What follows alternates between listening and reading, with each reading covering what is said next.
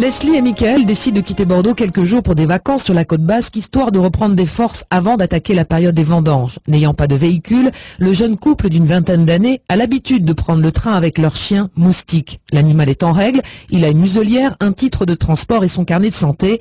La femme chargée de contrôler les voyageurs ne constate d'ailleurs aucune infraction.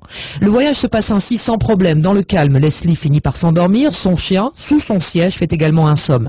Mais la suite, c'est le père de Leslie, Jean-Jacques Descamps, cadre aéronautique à Toulouse, qui la raconte. Juste avant la gare de Saint-Jean-de-Luz, sont arrivés deux agents de la police ferroviaire, des jeunes agents entre 25 et 30 ans, qui étaient armés donc et qui avaient un chien, eux aussi. Ces deux hommes arrivent et leur chien va immédiatement renifler le chien de ma fille et ils se mettent tous les deux à se chiquer. Michael essaie d'arrêter de bloquer le chien, la muselière du chien de ma fille commence à glisser et le chien de ma fille, d'après ce que j'ai compris, commence à attraper la muselière du chien adverse sous son oreille. Enfin bref, les deux chiens se battent. Ça faut savoir, les deux chiens se battent. Et un des deux gars de la police ferroviaire, à qui sûrement appartenait le chien, sort son pistolet et le pointe sur la tête du chien, alors que Michael lui détourne la main pour dire mais ne tirez pas, ne tirez pas. Les gens dans le wagon qui sont alertés par les cris des chiens, par la bousculade, il y a des gens qui disent mais vous n'allez pas tirer, vous n'allez pas tirer. L'agent de la police, la police ferroviaire les regarde, il retourne encore une fois son pistolet sur la tête du chien et sans sommation, sans rien dire, pan, il le tue.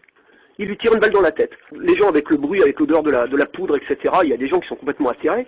Michael se met à pleurer pratiquement.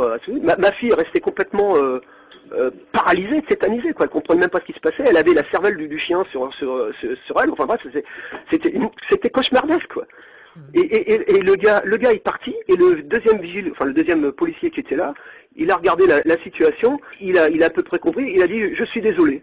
C'est tout ce qui s'est passé. Arrivé en gare de Biarritz, c'est la police nationale qui va prendre le relais. Michael et Leslie font leur déposition, des témoins sont entendus, le couple envisage de porter plainte. Mais tous les deux sont évidemment sous le choc, n'arrivant pas à comprendre ce qui a pu pousser cet agent de la police ferroviaire à faire usage de son arme dans un wagon contre leur animal. Vous imaginez la situation, dans un train qui roule avec des gens autour, on a du mal à s'imaginer que quelqu'un puisse dégainer son revolver et abattre presque de sang-froid le chien de quelqu'un qui n'a rien fait. Contacté hier, la direction de la SNCF en Aquitaine se refuse à tout commentaire sur cette affaire, précisant seulement que dans le Bordeaux Saint-Jean-de-Luz, l'un de ses agents de sécurité avait tué un chien qui ne portait pas de muselière.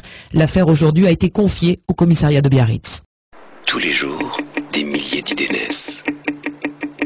Des idées lumineuses, des idées maladroites, des idées folles.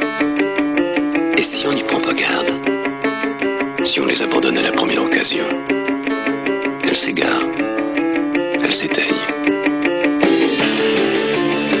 À la SNCF, quand une idée nous paraît prometteuse, on en prend soin.